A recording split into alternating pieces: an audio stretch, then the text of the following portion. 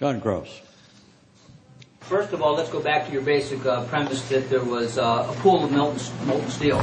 I know of absolutely nobody, and no eyewitness who said so, nobody who's produced it. You'd get down below and you'd see molten steel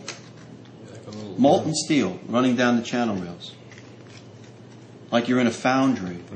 Yeah, like lava. Like lava. From a volcano. There actually melted beams where it was molten steel that was being dug out.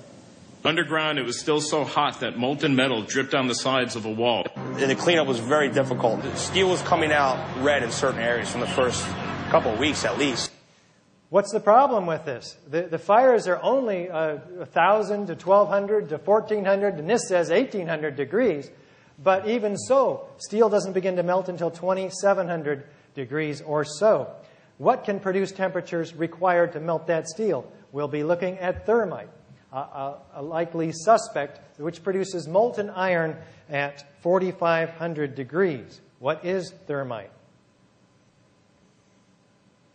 An incendiary used by the military, thermite is a compound of iron oxide and aluminum, which when ignited sustains an extreme heat reaction, creating molten iron. In just 2 seconds, thermite can reach temperatures over 4,500 degrees Fahrenheit, quite enough to liquefy steel. We know that open-air fires cannot burn hot enough to melt steel, but metal had melted at the base of the towers. Appendix C of the FEMA report describes sulfur residues on the World Trade Center steel. The New York Times called this the deepest mystery of all. Sulfur slightly lowers the melting point of iron, and iron oxide and iron sulfide had formed on the surface of the structural steel. Sulfur used with thermite is called thermate, producing even faster results. Well, this section of previously molten iron turns out to be molten iron. How do we know that? Dr. Stephen Jones, a physicist formerly from Brigham Young University, examines it, and he finds that it's not aluminum from the jet planes because it is molten iron per the electron microprobe data. He finds that it has abundant manganese, so it's not structural steel. This substance is not melted steel. It's molten iron. We don't use iron in buildings today. It's not iron from the alloy, the main ingredient of steel. It's iron, pure elemental iron. And it has other elements associated in and around it: aluminum, sulfur, potassium, manganese, and fluorine in abundance.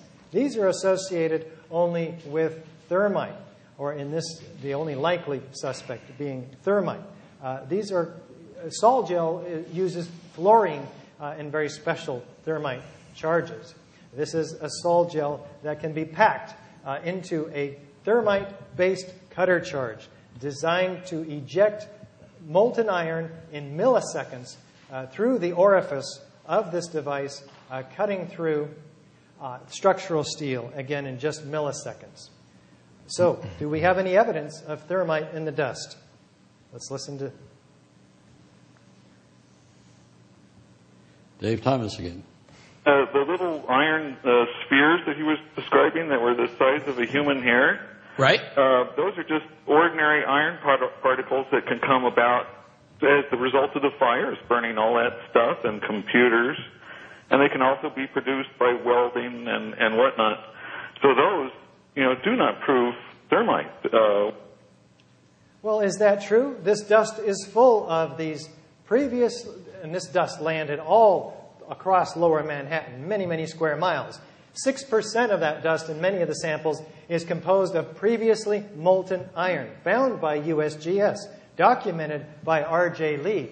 Typical in the dust. In fact, it's not even World Trade Center dust unless it has this previously molten iron. These samples are collected by Dr. Jones. He performs X-ray dispersive spectroscopy. What does he find? That they have these iron spheres have the same chemical makeup of the spheres produced from an ordinary thermite ignition. And what else do we find in the World Trade Center dust? We find red-gray chips, hundreds of them in each of the 4 samplings that this international team of scientists put together. Greg? Thomas Eager. Oh, wait, let's go to Eager first. Thomas Eager. Whoops. There Paint is an excellent explanation for what you found. Is this paint? Well, it occurred to us that it might be paint, and before we published a paper claiming outrageous things, we thought we would investigate that and not just wait for a critic to say that. So, in fact, we did test it for the properties of paint in several different ways. I was expecting a different slide. We've engaged in a debate with this person who it's like he didn't read the paper. He just assumes it must be paint. I can't be bothered by the facts. He said that we found chromium in the samples.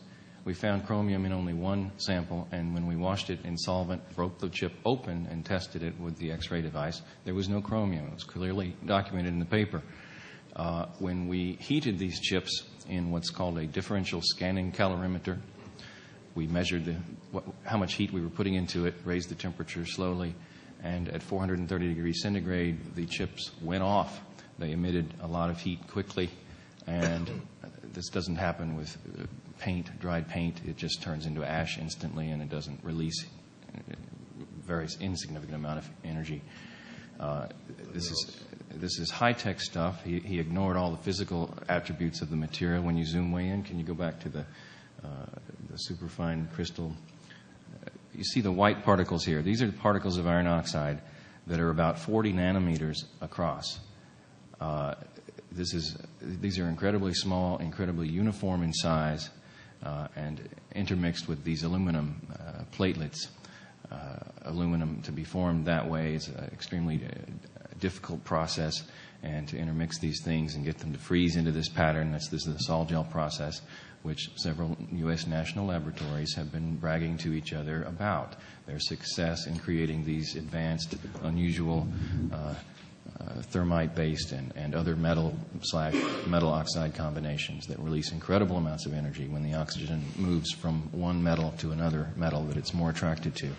These ultra-fine sized particles have a very high surface area to volume ratio, which is just like stirring something instead of just kind of leaving it one on top of the other. They're mixed together, so the reaction can proceed very fast.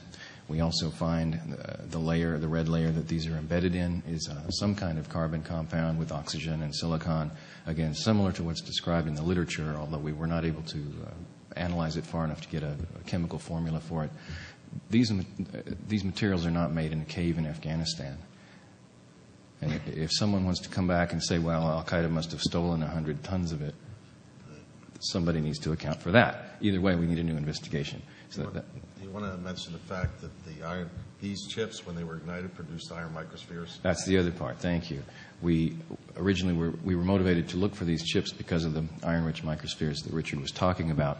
And in fact, when we heated the material in the DSC and we looked at the remnant, it had iron spheroids attached to the chip that was not quite completely reacted. That may be the reason we found these chips, is because maybe they weren't made as perfectly as the other material in the buildings. So these are what was left that didn't go off, but we were still able to get them to go off a little bit. And we also heated another chip with a torch, and we filmed it, and it ejected a hot piece, and we tracked it down, and it was an iron spheroid. We measured it under the X-ray. Again, from start to finish, everything was confirmed that this is an extremely unusual engineered material. There's no way it could have been created by accident by airliners made of aluminum impacting steel girders, which has actually been suggested by our critics. And paint won't produce iron microspheres when you heat it. Thomas Eagar, upon reviewing your paper, Dr. Stephen Jones' paper, I note the following. 2, the presence of iron oxide, zinc, chromium, as well as 3, the statistical probability of finding these samples all suggest that paint is an excellent explanation for what you found. But you and your co-authors ignore all these facts. Well, this is the slide I was looking for. It's actually Dr. Eager who's ignoring the facts. He didn't. I don't know how he could have read our paper and written that back to us. By statistical probability, I already talked about the chromium. Zinc also was not found in any of the chips after we washed them, and it was only found on one of them before we washed them. The statistical probability, what he's talking about is he said that we only found one chip in each of our 4 samples. And wouldn't it be strange if you took a little dust here and a little dust there and there was only one chip? There were 62 red chips in one sample amounting to 1.5 grams. There was, some number in another. It's all in the paper. It's just, if you don't want to see it, you're not going to see it. Experts who are structural engineers cite Bill Rice. The prevailing theory would have us believe that each of the twin towers inexplicably collapsed upon itself, crushing all 287 massive columns in each floor while maintaining a near free-fall acceleration. Matthew Levy.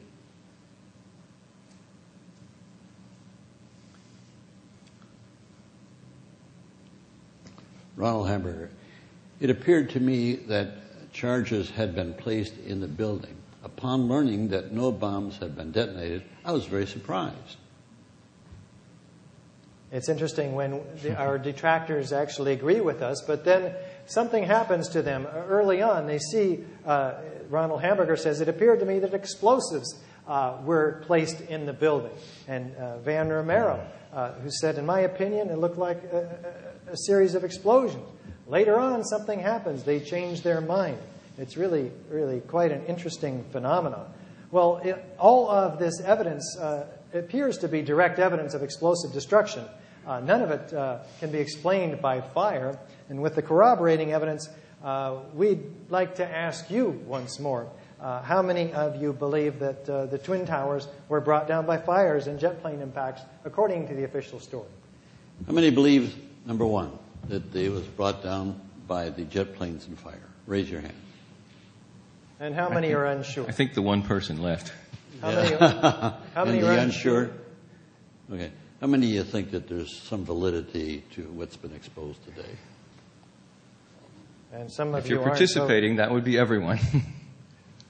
Thank you. Okay. I don't know the motivations for individuals who do this sort of thing. I do know, however, that they never have an engineering basis for their conclusions. Well, bless him. We've gone through the basis for our conclusions, and we had to keep things very rapid paced. There's an enormous amount of evidence that you can follow to its end, and we hope that you will take the time to do that. And look at our website and get our video. You can watch our videos for free on our website if you can't afford it. We make this information available free of charge, and we have. Can you show the paper? Right. I'd like to, as we close... We have a paper we did that's, I believe, 16 or 17 pages long, where one of our supporters called these petition signers of ours who are specifically structural engineers and talked to them and got quotes from them. 29 of them seem to think that we have an engineering basis for our conclusions. One of them sitting right here, is he? Okay. I believe so. Thank you.